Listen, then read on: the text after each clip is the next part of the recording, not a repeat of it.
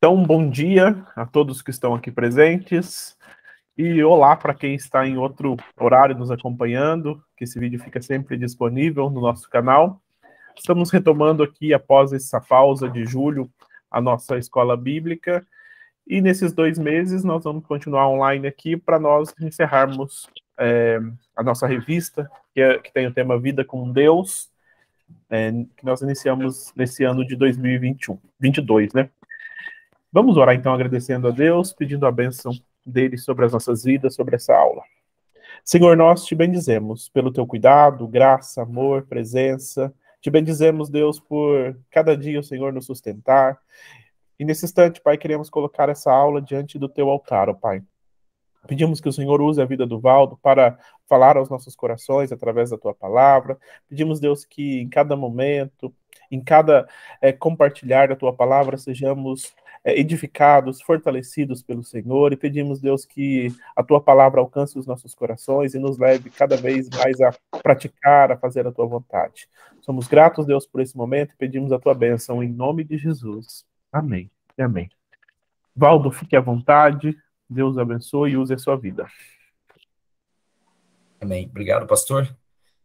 Bom dia a todos e todas, né? Nós estamos, como o pastor falou, retomando aí a nossa escola dominical depois do período de recesso aí de julho e estamos caminhando para o final da nossa revista, né? Então, o nosso estudo de hoje é anunciar a fé em meio à descrença, que é um estudo, então, onde nós vamos estar analisando o episódio de a discussão, né, de Paulo com Festo, né, e com o rei Agripa, né, sobre as acusações que eram feitas contra ele enquanto ele estava tentando testemunhar e pregar o evangelho. Então, é exatamente essa dificuldade, né, de pregar o evangelho numa situação em que as pessoas não creem, muitas vezes se opõem e até, no caso de Paulo, né, até perseguem, né.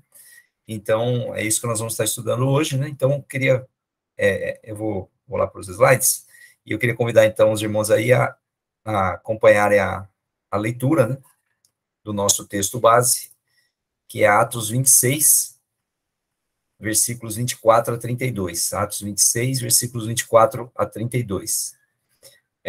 No livro de Atos, né, a partir do capítulo 21 até o final, são 28 capítulos, né, fala, então, da fase final aí do ministério de Paulo, né, quando Paulo, então, retorna a Jerusalém, e ele é avisado, os discípulos insistem com ele para que ele não vá para Jerusalém, porque as pessoas queriam prendê-lo, né, mas mesmo assim ele vai, e ali ele é preso, ele é acusado, então, de estar deturpando as práticas, né, do judaísmo, e aí ele é preso, e nesse momento que ele é preso, ele é julgado inicialmente pelo governador Félix, aí muda de governador, né, muda para Festo, aí ele fica sob a jurisdição de Festo, aí o rei Agripa vem visitar Festo, né, e aí ele, então,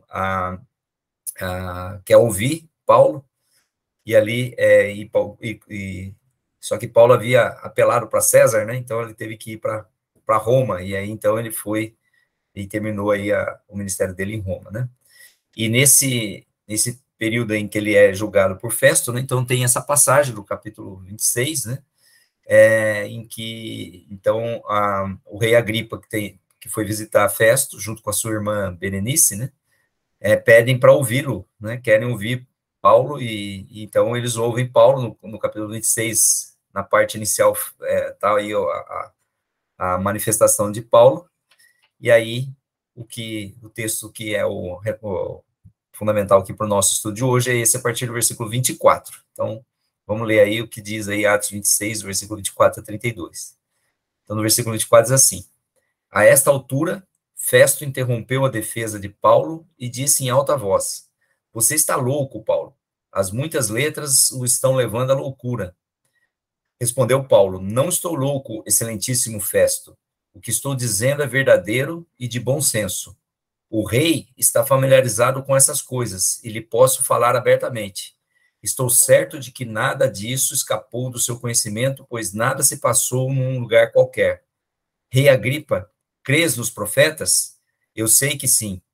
Então Agripa disse a Paulo, você acha que em tão pouco tempo pode convencer-me a tornar-me cristão?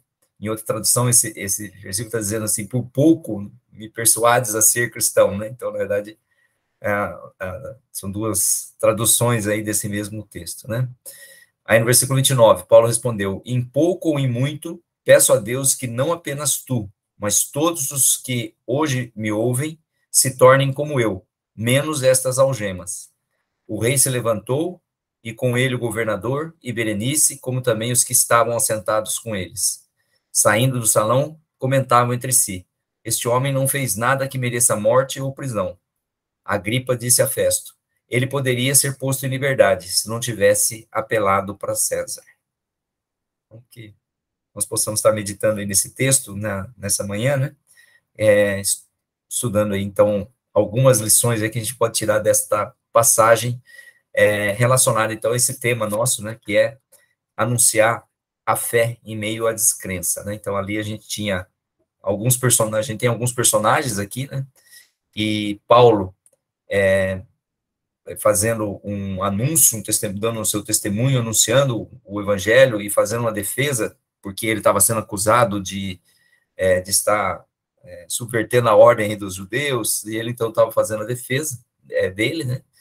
E, na verdade, aqui tem alguns personagens interessantes para a gente pensar aqui, né? O primeiro deles é Festo. Festo era o governador da província da Judéia, e Festo, na verdade, Paulo já estava há 2 anos preso, porque Félix, que era o governador anterior, mantinha ele preso para agradar os judeus, né? Félix era casado com uma judia e tinha conhecimento, né, da lei judaica, né? Ele era corrupto, né? Tem um texto lá que diz que ele chamava Paulo constantemente para ouvi-lo, a fim de ver se Paulo não oferecia algum dinheiro para que ele pusesse Paulo em liberdade, né? Então ele era corrupto, né? E só que aí mudou o governador, passou a ser Festo, né? E Festo não conhecia a tradição judaica, tanto que ele não sabia exatamente o porquê que havia essa acusação contra Paulo, né? Por que os judeus não aceitavam Paulo, o que o Paulo estava pregando, né? E aí, nesse texto mesmo que nós acabamos de ler aqui, né, tá dizendo aqui, né, no versículo 26, o rei está familiarizado com essas coisas, ou seja, quando Paulo fala para Festo, né, que ele não estava louco e o que estava dizendo de verdadeiro e bom senso, ele fala, o rei está familiarizado com essas coisas, e ele pode falar abertamente, é como se dissesse assim, com Festo não dava para falar abertamente, porque ele não estava familiarizado com aquelas coisas, mas o rei Agripa, sim, conhecia, o rei Agripa era filho de Herodes, né, e conhecia, então, toda a tradição judaica aí, né. Então, Festo era um dos personagens que não sabia por que Paulo estava sendo acusado, então ele estava meio perdido nesse processo. O rei Agripa, que então era alguém que conhecia um pouco mais da tradição aí dos judeus, né, e que, portanto, tinha melhores condições de analisar o que estava acontecendo, né, porque, Paulo estava enfrentando essa oposição, então a gente pode dizer que ele estava no meio da descrença, né, e Berenice, que era a irmã dele, que estava ali, né, junto, não fala nada, aqui a Bíblia não menciona nenhuma manifestação da Berenice, né, e tinham outras pessoas com eles ali, né, outras pessoas que estavam acompanhando, e certamente os acusadores também, né, o sumo sacerdote, e aí a gente tinha, então, outras pessoas relacionadas, representantes aí do judaísmo, que queriam, então, matar Paulo, né, já tinham até feito, se a gente lê do capítulo 21 em diante, né, tinha várias tentativas de matar Paulo, por conta do que ele estava pregando, que era contrário ao que eles criam, né. Então, o que a gente vê nesse texto, o contexto aqui, para a gente poder estar entrando na nossa lição, né, é que muitas vezes, muitas pessoas, né, não aceitam muito bem que outras pessoas tenham uma visão diferente das coisas. Então, elas querem e aí, muitas vezes, em nome da religião, né, querem impor uma visão única, como se aquela visão ela não tivesse nenhum questionamento, né, nenhuma sombra de dúvida de que ela estava correta, né? Então, era o caso dos judeus, os sacerdotes e os judeus radicais ali que queriam matar Paulo. Por quê? Porque o que Paulo estava pregando, eles não aceitavam de forma alguma. Então, eles consideravam que essa pessoa tinha que ser eliminada, né? Então, a gente vê isso também hoje no mundo atual, né? Pessoas, o fundamentalismo hoje é presente em muitos lugares. A gente viu isso sobre a igreja perseguida há 2 meses, né, atrás, 3, e a gente percebe que na maior parte dos lugares onde a igreja é perseguida justamente por conta do fundamentalismo. Tem um ou outro país que é por conta das questões políticas, né, mas na maior parte delas é a questão, a perseguição não é do Estado, ela é dos grupos religiosos que predominam, né, majoritários, né, e principalmente quando esse grupo religioso não aceita outras manifestações de fé, né? E o que Paulo estava fazendo era pregando, dando testemunho, anunciando, né, a sua fé diante de um grupo que não cria naquilo e, portanto, era considerado como alguém que merecia morrer por causa disso, né? E na verdade ele acabou sofrendo até o final porque ele foi preso, né? Embora a Bíblia depois fala, ainda no final de Atos, quando ele vai para Roma, ele pôde alugar a sua casa e viver por conta dele, tinha um soldado lá que ficava vigiando, né, guardando, mas ele acabou ainda tendo um pouco mais de liberdade, mas ele foi preso, ele estava em prisão, ele não tinha liberdade de sair dali, de Roma, de ir para outro lugar, ele tinha que ficar lá. Então, isso tudo afetou bastante a vida de Paulo, mas a gente sabe que isso tinha um propósito, né? Quer dizer, na verdade, isso aconteceu, os discípulos falavam para Paulo, não vá para Jerusalém, não vá, mas ele falou, não, eu vou, e o que tiver que enfrentar, eu vou enfrentar, né? E, na verdade, Deus estava fazendo com que o evangelho progredisse um pouco mais, chegasse até Roma, né? Que era a sede do Império Romano, né? Então, esse é o nosso texto, né? Vamos aqui fazer uma pequena introdução, né? E considerando também algumas características da nossa sociedade atual, né? Que era muito parecida com a sociedade lá da época de Paulo, né? Nesses pontos, né? Primeiro, uma crescente descrença na religião, hoje nós temos aqui, né? Então, na época de Paulo, a gente sabe que a igreja, os judeus, né, eles haviam se afastado, né, do propósito original, né, e tinha muita hipocrisia, então muitas pessoas também não confiavam nos fariseus, né, nos sacerdotes, né, havia muita corrupção, e também hoje a gente vive uma sociedade de crescente descrença na religião. Muitas pessoas, quando você vai falar alguma coisa do evangelho, né, já de imediato já fala, não quero saber nada de religião, não tenho interesse, acha que a religião é ruim até, né? Então há uma descrença, uma crescente descrença na religião, associada a um mau testemunho de pessoas cristãs. Quer dizer, hoje também, uma das dificuldades de nós pregarmos o evangelho é que tem muita gente, inclusive em exposição, né, no caso da mídia, quer dizer, o crescimento do meio evangélico na mídia, nos canais de televisão, e pessoas que dão maus testemunhos, né? Na verdade, a gente sabe que tem muitos falsos profetas aí nesse espaço, né? E muitas pessoas também dando maus testemunhos, né? Não só, aí por consequência, né? Não só as que estão aparecendo na mídia, mas também no micro-universo, né? Quer dizer, pessoas que frequentam igrejas e que se dizem cristãs e que são corruptas, que fazem coisas que não são boas, né? Então, a gente tem hoje essa situação de também um mau testemunho que complica um pouco mais também para a gente pregar o evangelho, anunciar, dar o testemunho, porque quando a gente fala que é cristão, a pessoa fala, você também, né? Então, já começa a associar com esses maus exemplos, né?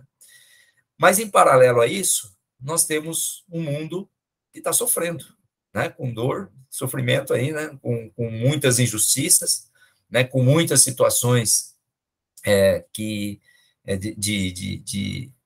enfermidades aí da alma, né, quer dizer, pessoas sofrendo com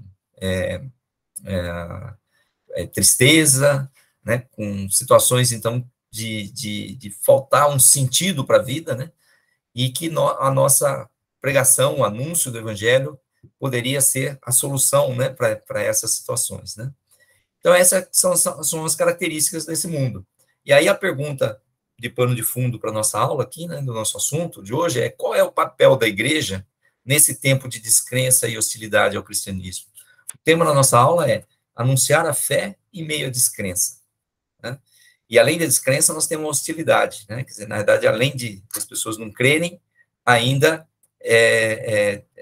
são hostis, né, ao cristianismo, quer dizer, na verdade, consideram muitas vezes que o cristianismo, né, tem colaborado, tem contribuído para a situação que esse mundo está, né, o que não é verdade, né, na verdade, quem contribui são os falsos cristãos, né, ou aqueles que não estão seguindo verdadeiramente a palavra de Deus, né. Mas qual é o papel da igreja nesse tempo, né? Nós temos um papel, e o nosso papel qual é? O nosso papel, muito mais do que isso, que é interessante essa tônica, né? Muito mais do que defender o cristianismo, é anunciar o evangelho.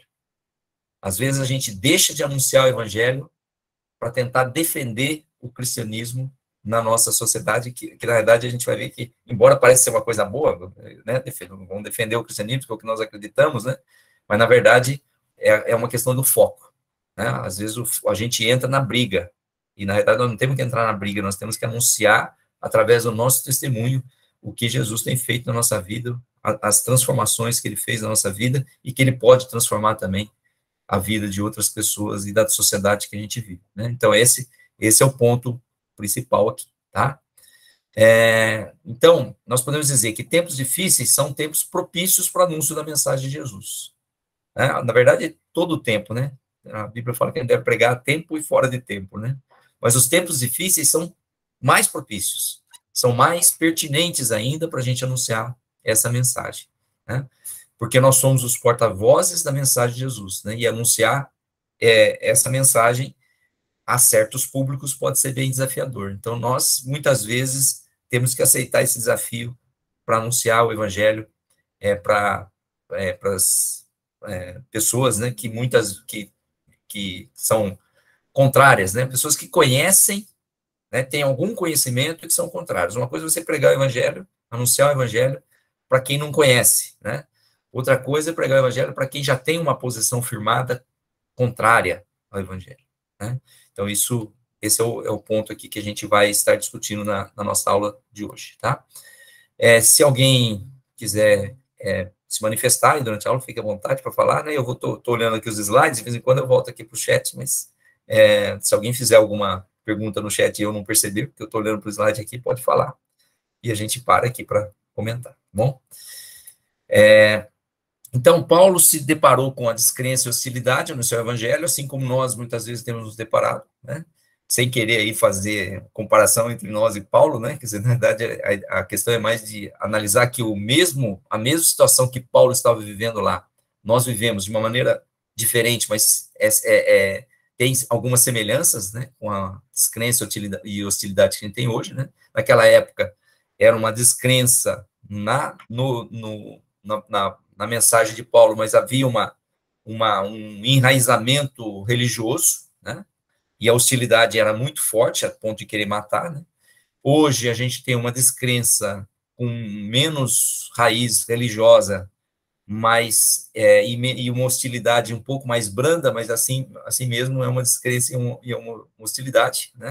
E a gente então também convive com essa situação.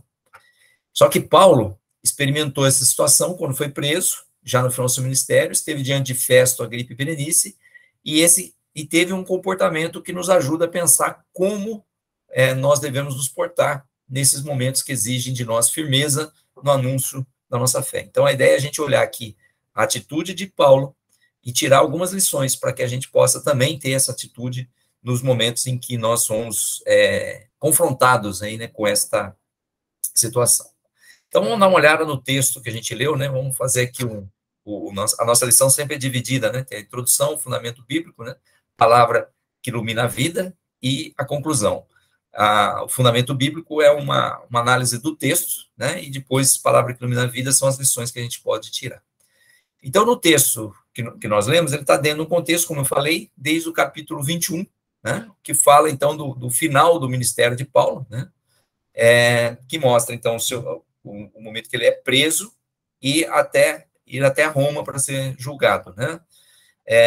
Então, a acusação contra Paulo está no capítulo 21, dos versículos 27 a 40. O apóstolo foi acusado pelos judeus da Ásia de profanar o templo, né? De estar introduzindo coisas que eram contrárias à tradição do judaísmo, tá? E ele foi transferido para evitar o linchamento de Paulo, né? Ele foi transferido para Cesareia, no capítulo 23, e lá ele permaneceu até que Festo assumiu o governo da província romana da Judéia. Então, Festo, como eu falei, ele sucede a Félix, né? E Félix não deu encaminhamento, né? Ele segurou, né, Paulo durante 2 anos lá em Cesareia, preso, né? E aí passa o bastão para Festo, né? E Festo, então, no momento em que o rei vem visitar, ele tem a oportunidade de estar tratando desse assunto, né? Então, Festo desceu para Cesareia para ouvir Paulo e as acusações de judeus. Então, os judeus foram para lá para acusar, né? Os judeus queriam que ele fosse morto, né? E aí, nessa ocasião que ele estava em Cesareia, ele recebeu a visita do rei Agripa, que era o filho de Herodes, né? E a sua irmã Berenice, e contou a eles o caso de Paulo, e foi o rei que se interessou em ouvi-lo. Na verdade, não foi Festo que pediu para que o rei ouvisse Paulo, né? O rei se interessou em ouvir, né? E aí, no capítulo 26, que nós lemos o final, né? Mas se a gente pegar do versículo 1 até o 23, Paulo faz a sua defesa diante do rei Agripa, né? E em todas as ocasiões, se a gente olhar aí do versículo 21, do capítulo 21 para cá, em todas as ocasiões, quando Paulo tem a oportunidade de se defender diante das autoridades aí, né, de comandante Cláudio Lísias, o governador Félix, o governador Festo e o rei Agripa, em todos eles, a defesa dele é contar a sua história de como ele se converteu ao cristianismo, né, falar da experiência do caminho de Damasco, né? Então, foi isso que ele fez diante do rei Agripa. Ele testemunhou o evangelho. Ele relatou sua oposição inicial ao cristianismo, a sua perseguição, que ele tinha na autoridade para perseguir, que ele que segurou lá a capa dos que apedrejaram Estevão, depois ele foi em oposição aí aos judeus, com cartas aí para poder, que autorizava ele a prender e até matar os cristãos, né? E aí, então, ele vai para Damasco para fazer isso, e no caminho de Damasco, então, ele tem aquela experiência que a gente conhece, né? De Jesus se encontrar com ele ali no caminho e perguntar, né, que ele chamava Saulo ainda, né, Saulo, Saulo, por que me persegues, né? E aí, ali há a conversão de Saulo, que passa a ser Paulo, né, e as orientações para que ele pudesse, então, estar pregando o evangelho, né?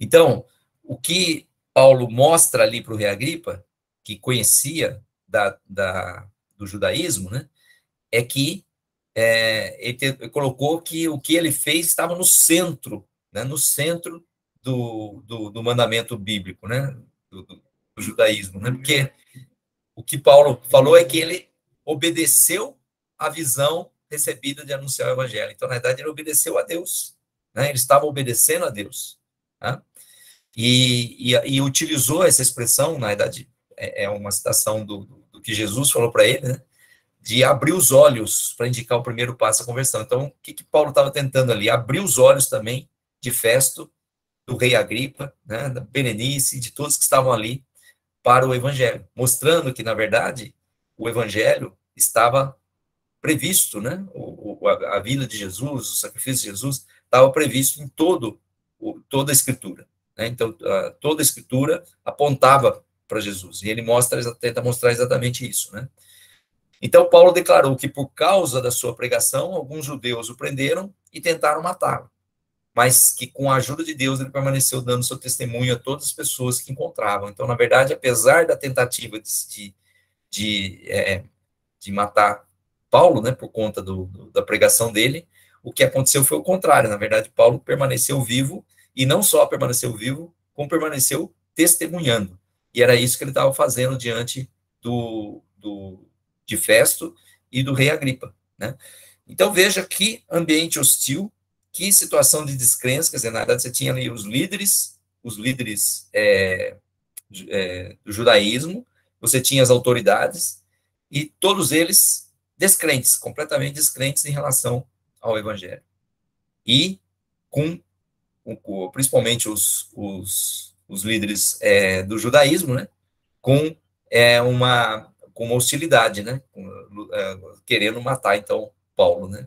Então, essa foi a situação.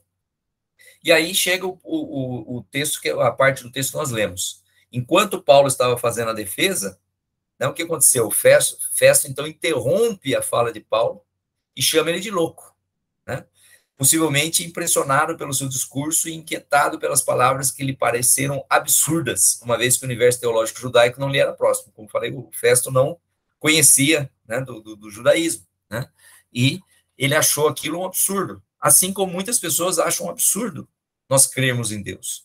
Acham um absurdo, né, nós dizemos que Deus fala conosco, que nós podemos ter comunhão com Deus, né? Acho um absurdo que a Bíblia, um livro tão antigo, né, possa nos orientar tanto, né? Acho um absurdo que os valores da palavra de Deus estejam acima de qualquer um dos valores da modernidade que a gente tem aí hoje, né? Então, da mesma forma como as palavras de Paulo pareceram absurdas para Festo, né, as palavras nossas, do nosso testemunho, também muitas vezes parecem absurdas para uma grande quantidade de pessoas que são ateus, ou que são agnósticos, ou que não têm religião nenhuma, ou mesmo que tenham uma outra religião e acham que a religião deles está certa, né? Então, isso é um ambiente desfavorável, né, para o testemunho, por conta desta descrença e muitas vezes da hostilidade que isso leva, né? E a gente está vivendo num mundo de grandes hostilidades, um mundo em que as pessoas não estão aceitando mais o outro que pensa diferente, né? Que já parte para a violência, quantas pessoas que morrem aí por manifestar uma posição que é diferente de outro, né? Tanto no campo religioso, como no campo político, quanto no campo esportivo, né? Quer dizer, então, na verdade, a gente tem uma realidade hoje extremamente hostil, né? Bom, mas Paulo, né, ele negou essa acusação de Festo, de que chamou ele de louco, né? Então o apóstolo negou a acusação e dirigiu-se ao rei Agripa, que conhecia as crenças judaicas. Então ele desvia a fala dele para o rei, né? Considerando que o rei poderia entender o que ele estava dizendo, reconhecendo que a sua argumentação era consistente. Por isso que ele pergunta para o rei, lá no versículos 25 e 27, se ele acreditava nos profetas, né? Porque como o rei entendia aí do judaísmo, né? E ele fala, inclusive, que achava que sim, né? Quer dizer, que queria que sim, né?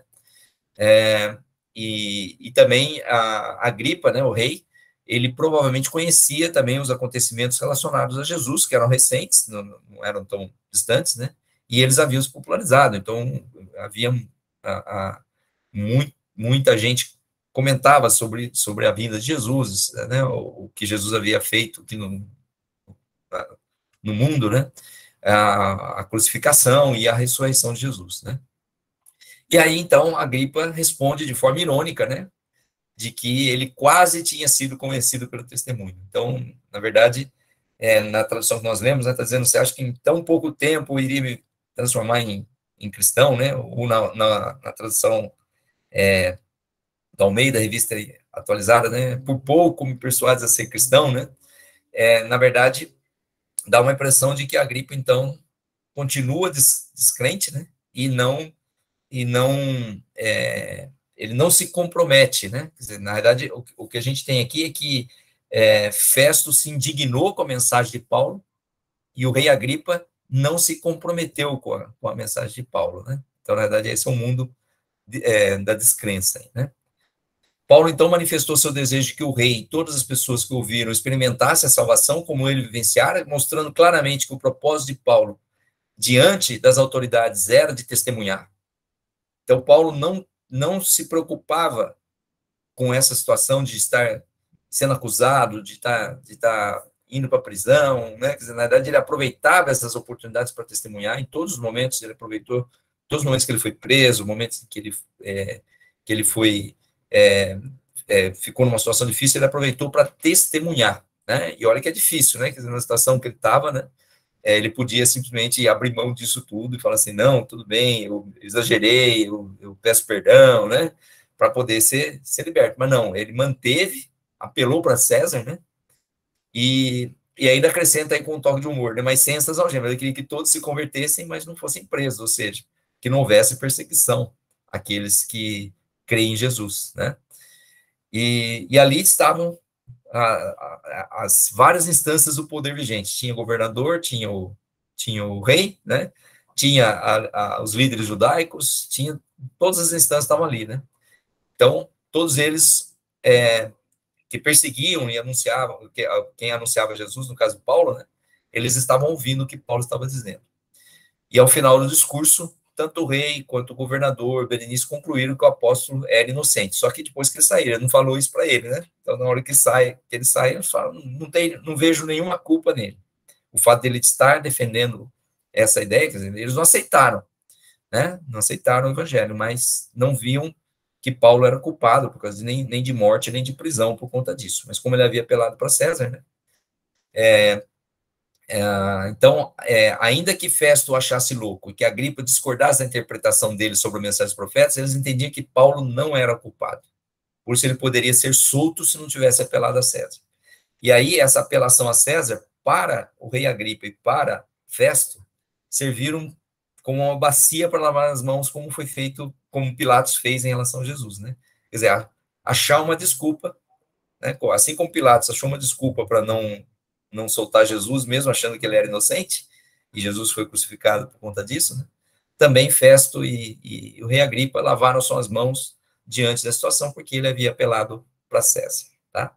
Então, na verdade, o que a gente percebe aí é que, muitas vezes, as autoridades, elas lavam as mãos por conta da burocracia, por conta de alguma coisa instituída, e acabam, com isso, cometendo uma grande injustiça. Na verdade, o que aconteceu com Paulo foi uma grande injustiça, mas foi usada essa injustiça para que o evangelho chegasse até Roma, e que Deus pudesse estar usando Paulo também ali em Roma, e que o evangelho pudesse chegar lá.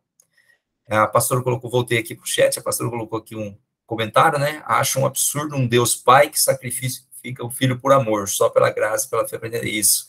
Dentro do contexto que a gente está vivendo, né, de descrença, né, há muitas pessoas que realmente não conseguem entender o evangelho. E, na verdade, o evangelho não é para ser entendido racionalmente, né? Quer dizer, a racionalidade, ela vem como consequência da ação de Deus na nossa vida, a partir do momento que nós entregamos para ele. Mas, na verdade, se a gente for pensar de maneira racional, né, quer dizer, um Deus que manda o seu filho para morrer pelos pecadores, né, na verdade, em qualquer outra situação, a racionalidade indicaria o quê? Que se o povo é pecador e o Deus é perfeito, né, acaba com esse povo, aniquila tudo, né? Na verdade, a lógica aí indicaria, então, que todos deveriam ir para o inferno, né? E não ser salvos. E, na verdade, e aí só dá para explicar isso pelo amor de Deus, né? O grande amor de Deus. E amor, o amor de Deus é tão grande que é impossível de ser explicado, né, racionalmente. Então, vamos continuar. Vamos ver agora as lições que a gente pode tirar, então, desse texto aqui, para a gente ir para o final, né? Então, as lições aqui, a gente tem uma seção da nossa revista que chama A Palavra que Ilumina a Vida, né? Bom, primeiro, considerar que, embora a situação que Paulo passou, ela é referência para nós, ela é um pouco diferente hoje em relação ao que nós vivemos. Se Paulo experimentou a escassez de pessoas adeptas ao cristianismo, nós vivenciamos o contrário. Nós vivemos num país em que as pessoas se dizem cristãs, um país que se diz cristão, um país de maioria que afirma ser cristão, né? É diferente nisso, mas, na verdade, a descrença existe mesmo entre pessoas que se dizem cristãos, né? No Brasil, o cristianismo é uma expressão de fé consolidada e o número de fiéis, principalmente nas igrejas evangélicas, segue crescendo. Mas isso não significa que não temos desafios para a proclamação do evangelho. Eu vi um pregador uma vez que comentou que do jeito que o evangelho cresce, né, do jeito que o evangelho hoje, né, é pregado no Brasil, e talvez no mundo também, mas a fala era sobre o Brasil, né? Um evangelho água com açúcar, né, aquele evangelho que, segundo Paulo, lá, Gálatas, se alguém pregar outro evangelho, a gente deveria ser anátema, né, considerar anátema, né, que seria, então, amaldiçoado, né? Mas, na verdade, é um evangelho que cresce, né, uma pregação que cresce, a pregação individualizada, voltada para a questão dos benefícios pessoais, né? E esse pastor comenta que, do jeito que o evangelho estava crescendo, desse jeito, né, nós corrimos o risco de, em alguns anos, ser um país de maioria evangélica sem mudar nada no Brasil, sem mudar a realidade que nós vivemos no Brasil, que é uma realidade de injustiça, uma realidade de corrupção, uma realidade de muitas pessoas passando fome, exploração do trabalho, exploração das pessoas, né? Então, a gente tem uma situação dessas que deveria, à medida que o evangelho cresce, deveria estar sendo modificada, estar sendo mudada. Por quê? Porque se o evangelho verdadeiro, né, começa a crescer, né, o que a gente vai ver é a manifestação do amor de Deus, né? A manifestação da justiça, né? A manifestação do amor, da justiça, né? E o que acontece muitas vezes é uma situação contrária, quer dizer, o evangelho até cresce, né? Entre aspas, o número de evangélicos cresce, mas não há uma mudança radical, né, do mundo, do país que nós estamos vivendo, do mundo que nós estamos vivendo, né? Então, nós temos desafios hoje para a proclamação do evangelho, porque também, mesmo no meio evangélico, a mensagem verdadeira do evangelho encontra, muitas vezes, descrença, né? Então, mesmo no meio evangélico, a mensagem verdadeira do evangelho, ela encontra, muitas vezes, descrença, pessoas que não acreditam naquilo, né? Estão acreditando em outras coisas, em outro evangelho, né? Então, em muitas situações, nos deparamos com narrativas a respeito da falência de Deus, das igrejas, do próprio cristianismo, e com defesa acalorada sobre os males causados pelos cristãos e cristãs em nossa sociedade. Muito mais em função do mau testemunho de muitos líderes evangélicos, né, do que outra coisa, né? Na verdade, então aí o autor da lição coloca: atualmente no Brasil, o termo evangélico tem sido alvo de muita disputa de significados. Inclusive, eu já ouvi aí muitos evangélicos, né, dizendo que não gostaria mais de ser chamado de evangélico, ele prefere se chamar de protestante, né, que na verdade para tentar resgatar aqueles princípios, né, da reforma protestante, né, e tirar um pouco desse sincretismo religioso que se tornou o meio evangélico nos dias de hoje, né? Incluindo aí alguns tipos de superstição e outras coisas que, na verdade, são pregados, né, em muitas denominações evangélicas como se fosse parte do evangelho, né? Então, esse é um problema, né? Aí a Claudineia aqui está colocando aqui temos dois opostos, o evangelho café com leite e também um evangelho com muitos costumes, culpa e peso, mas tem os verdadeiros também, é verdade. Na verdade, a gente tem hoje muitas pregações em que tudo é pecado, né, que tudo, né, e coloca um monte de regras, né, humanas para que se alcance a salvação, né? E do outro lado a gente tem uma outra visão muito permissiva, também pode tudo, né? E na verdade o que a gente precisa é voltar para o evangelho verdadeiro, que é isso que você coloca aí, mas tem os verdadeiros também, né? Então a gente está sempre voltado para fazer como os bereanos lá, né? Os crentes de Beré. Quando Paulo começou lá as viagens missionárias, né? Paulo, Barnabé, Silas, e eles foram pregando, né? Numa das cidades que era Bereia, né? Tudo que eles pregavam, eles pegavam a Bíblia, as Escrituras, e iam verificar se era aquilo mesmo, né? E, na verdade, é isso que está faltando hoje, muito no nosso meio evangélico, né? As pessoas pegarem verificar essas pregações que estão sendo feitas aí e verificar na Bíblia, e checar na Bíblia, né? Porque Deus não se contradiz, né? E aí, isso faria com que a gente tivesse aí uma pregação muito mais pura, né? Vamos pensar assim, né? Então, essa é a situação que nós temos vivido hoje também. Então, hoje a gente está enfrentando muita descrença. Descrença entre os evangélicos e descrença entre os não evangélicos. Por quê? Entre os evangélicos, por causa dos vários ventos de doutrina que tem muitas vezes circulado, né? E entre os não evangélicos, porque o mau testemunho dos evangélicos é tão grande que as pessoas estão precavidas, né, contra as investidas, vamos pensar assim, dos evangélicos, né? Então, quantas vezes pessoas incrédulas ou decepcionadas com a igreja questionam nossa fé e inteligência por seguirmos acreditando em Jesus? Olha aí, pessoas incrédulas ou decepcionadas com a igreja. Hoje existe também um grupo muito grande de pessoas que são decepcionadas com a igreja.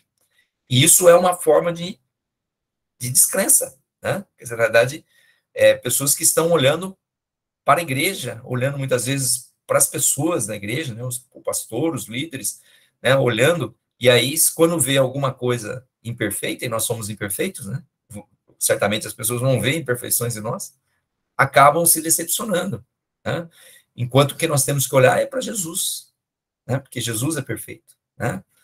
Então, diante dos desafios, não é fácil manter o zelo evangelizador, mas Paulo nos inspira a anunciar Jesus a tempo e fora de tempo. Então, apesar das dificuldades, o que a gente vê nesse texto é que Paulo aproveitou.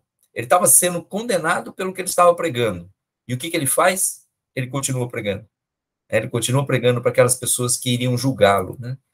Então, a igreja tem sido chamada a anunciar a mensagem de Jesus. A anunciar.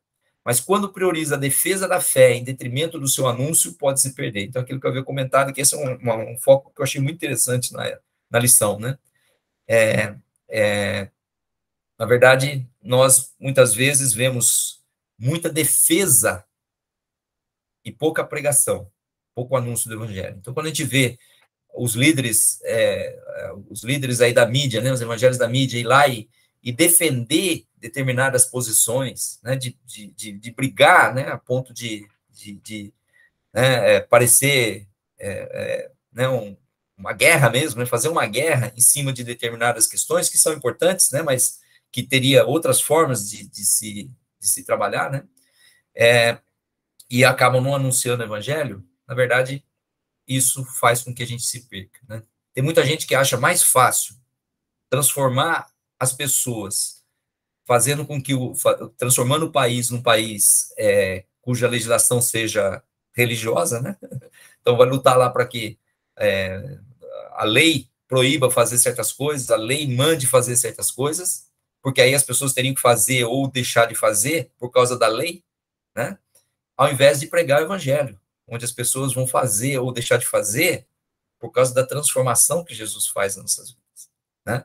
Então é mais fácil, né, mudar a lei do que pregar o evangelho, né, do que ver as pessoas sendo transformadas. Essa é a impressão que dá, né? Então a igreja muitas vezes é chamada para anunciar a palavra, mas fica brigando, né, na defesa de pontos de vista que não vão transformar as pessoas, né? Essa que é a questão. Pode até fazer com que a pessoa deixe de fazer uma coisa, ou passe a fazer alguma outra coisa que está dentro do contexto bíblico, mas, na verdade, não está fazendo isso porque ele teve a sua vida transformada. Está fazendo isso para obedecer à lei, para não ser multado, para não ser preso, né? Então, isso deveria mudar, né? Ao longo da história, o cristianismo cometeu equívocos quando deixou de anunciar a mensagem para impor sua fé ou defendê-la. Quer dizer, todas as vezes que a igreja entrou no Estado, todas as vezes que a igreja tentou, né, quis condenar pessoas, né?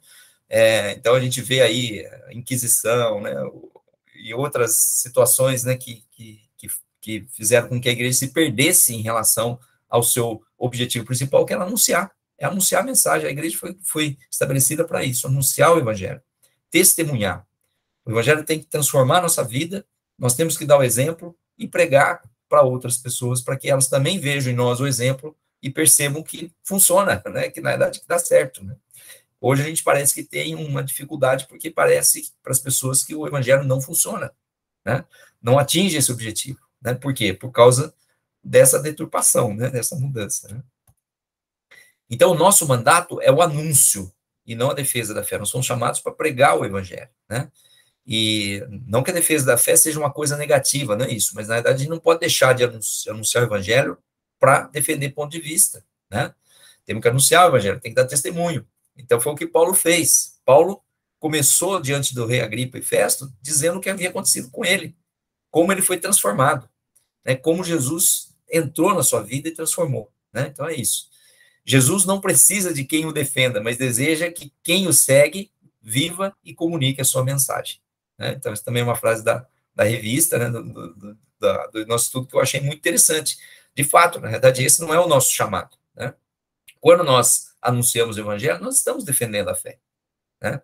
Agora, quando nós partimos para a defesa de ponto de vista e deixamos de anunciar o evangelho, nós estamos falhando, né? E Paulo não fez isso, Paulo fez o contrário, Paulo anunciou o evangelho. Então, foi isso que Paulo fez. E aí, alguns traços da sua atuação nesse texto que nós lemos nos inspiram para o anúncio da fé, mesmo diante da descrença. Vamos ver aí quais são esses traços, né? Então, primeiro, testemunho. O apóstolo optou por partilhar a sua experiência de vida e o poder transformador de Cristo. Ele mostrou o que Jesus havia feito na vida dele. Como ele veio ao encontro de Jesus, de Paulo, né, na estrada de Damasco, e como aquilo transformou a sua vida. Então, esse deve ser o nosso alvo. Ao assumirmos o compromisso de nos santificar, vamos experimentando o amor de Deus, agindo em nossa vida, e assim temos o que contar a respeito. Então, nós temos experiências para contar para as pessoas, experiências reais. Então, isso é testemunho, né? Isso é demonstração de que aquilo que nós estamos falando, pregando, né, está acontecendo na nossa vida, né? Então, é testemunho, né? O segundo ponto é conhecimento das Escrituras, né? Temos que estudar a Bíblia, né? Paulo sabia o que anunciar e era fiel à mensagem. Nós não podemos renunciar ao conhecimento das Escrituras por meio do estudo individual e coletivo da Bíblia. Nós temos que estudar individualmente, estudar coletivamente, né? Sempre, para conhecer a Escritura. Muitas distorções acontecem por falta de conhecimento e por interpretações equivocadas, aquilo que eu comentei, quer dizer, tem muita gente entrando numa onda do evangelho café com leite, como a Claudinha disse, né? Costuma falar água com açúcar, né? Por conta de que não lê a Bíblia, não busca conhecimento na palavra de Deus, né? Um exemplo disso aqui é a própria escola dominical, né? Quer dizer, quantas pessoas participam ativamente da escola dominical? Quantas pessoas estão interessadas em conhecer mais acerca da Bíblia, né? O estudo das Escrituras nos livrará dos enganos, né? A Bíblia diz, né? Conhecereis a verdade vos libertará, né? Nos liberta desses enganos também, né? Desses ensinamentos falsos, né? Então, é fundamental investir num sólido e saudável ensino do Evangelho, tendo em mente que isso será desafiador, como foi para o apóstolo. Então, nós temos que estudar e, no anúncio, ao anunciar o Evangelho, né, transparecer esse ensinamento que a gente recebe pelas Escrituras, né? Terceiro aspecto é ter uma comunicação acessível. Para poder testemunhar, nós temos que ter também, para anunciar o evangelho, nós temos também que ter uma comunicação acessível, né? Quando se tem intenção de comunicar a fé, é preciso evitar jargões evangélicos, que só fazem sentido para quem já faz parte da igreja, né? Palavras são pontes ou muros. É preciso ter cuidado e respeito no diálogo verdadeiro e amoroso. Então, muitas vezes, a forma de falar pode criar um distanciamento, né? Ou pode criar uma aproximação. Então, temos que também ter essa comunicação acessível, né? Eu lembro da história que eu ouvi, né? Não sei se é verdadeiro ou não, né? Mas que um barbeiro, né, havia se convertido, né? E ele, então, queria anunciar o evangelho, né? E aí ele fez um propósito de que a primeira pessoa que entrasse no salão dele lá naquele dia, ele iria anunciar o evangelho, né? E aquela pessoa, entrou uma pessoa, ele ficou pensando como que ele ia falar, né? passou a espuma de barba no rosto da pessoa, e enquanto ele afiava a navalha, ele teve a ideia. Aí virou para o cliente e falou: o senhor está preparado para morrer? Afiando uma navalha, né? Então, na verdade, o cliente saiu com o avental e tudo, espuma de barba, saiu correndo, né? Achou que o barbeiro ia matar ele, né? Mas, então, tem a forma correta da gente também estar pregando, tomar cuidado para não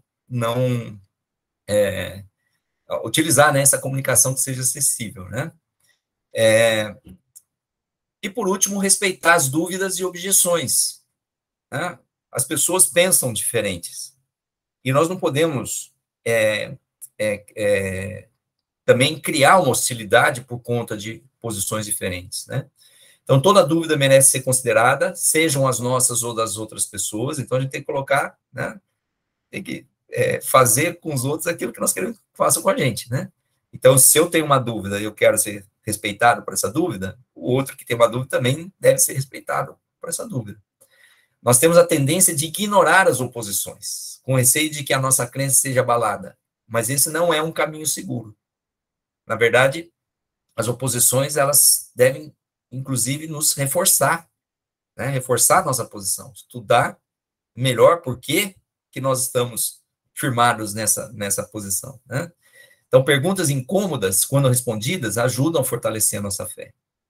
E precisamos ouvir atentamente e refletir sobre as dúvidas e objeções que nos chegam sobre a fé. Então, na verdade, não é simplesmente criar já uma barreira, todo mundo que tem oposição com relação à nossa fé, né, e já criar uma barreira e jogar para um outro lado. Não, nós temos que considerar isso e, inclusive, pregar, né? E isso também reflete respeito e disposição para o diálogo, né? Então, quando a gente considera isso, respeita, a gente vai ter uma outra posição, e menos ódio, né? A gente, muitas vezes, hoje, a gente está vivendo uma sociedade parece que uma sociedade do ódio, né? Quer dizer, se a pessoa não pensa que nem eu desejo o mal para ela, né? E, na verdade, não é assim, né? Então, quando a gente vê aí muitos testemunhos, né? Lembro do pastor Jurandir Ferreira, né? Que foi... Ele era feiticeiro, né? E se converteu, quer dizer, provavelmente era uma pessoa que muita gente odiava ele, né?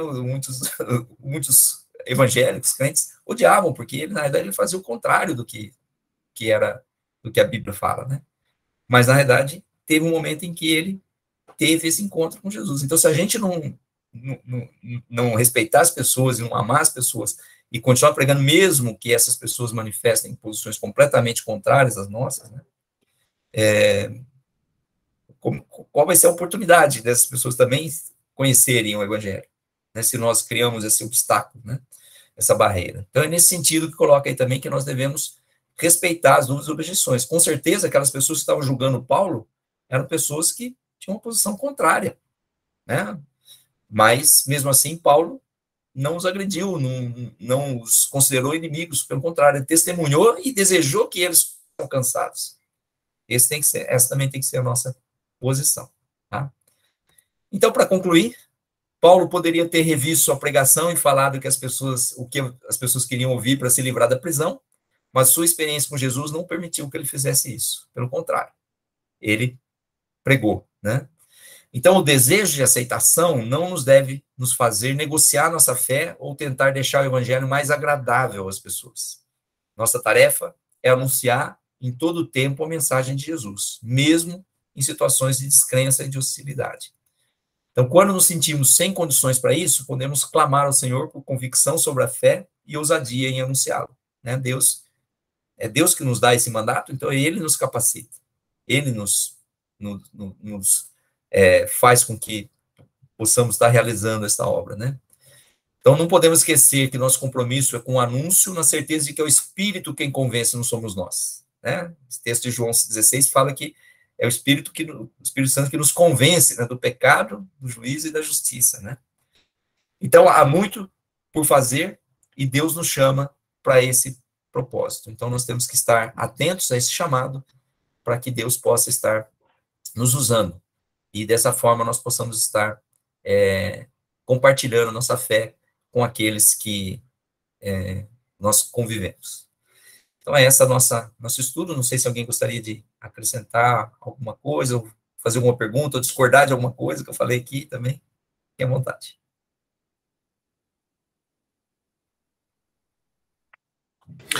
Então, que Deus possa estar nos abençoando e nos dando essa capacitação diante das situações de oposição, né, de descrença, de hostilidade, para que a gente possa, ainda assim, anunciar o Evangelho através da nossa vida, do nosso testemunho e da nossa pregação.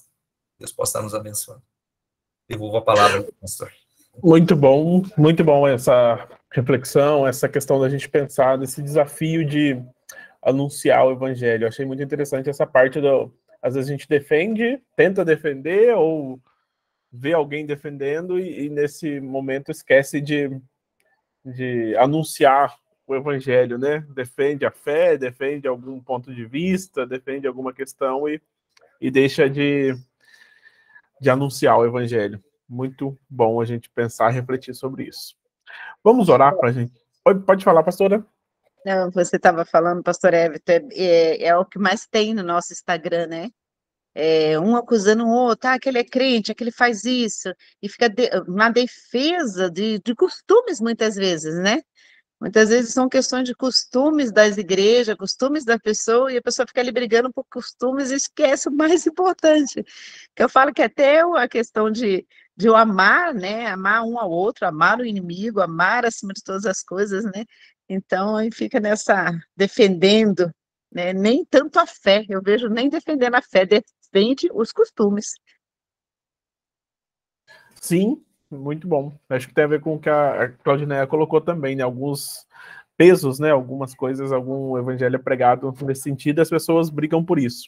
E aí, quando a gente fala dessa questão de redes sociais, eu penso também, né? Quem tá fora vendo as brigas? Pô, mas nem... E aí eu lembro de João 17, né? Da fala de Jesus, né? Da unidade, de caminhar junto. Muito bom. Muito bom essa aula para a gente refletir e pensar sobre a questão de anunciar o evangelho, sabendo que tem oposições, que tem essa dificuldade, né, de anunciar, essa desesperança, ou essa falta de credibilidade nesse tempo que a gente vive, mas o nosso chamado é anunciar. Nosso chamado é continuar anunciando. Muito bom, obrigado, Valdo, pela aula. Vamos orar e a gente registra o nosso final de aula aqui. Senhor, nós te louvamos pela tua palavra, que é vida, tua palavra que é força, que é esperança, que nos traz, Deus, entendimento, nos traz disposição para continuarmos te servindo, Deus. Obrigado, Deus, pela vida do Valdo, que ministrou essa aula hoje. Obrigado, Deus, por cada pessoa presente. E, Senhor, continua sempre falando aos nossos corações, enchendo-nos de esperança, de graça, e que possamos crescer juntos a cada dia, em obediência, em conhecimento, em prática da tua palavra. Nós oramos pedindo a tua bênção sobre o nosso domingo, agradecidos, Deus, por esse momento. Oramos em nome de Jesus. Amém. Amém.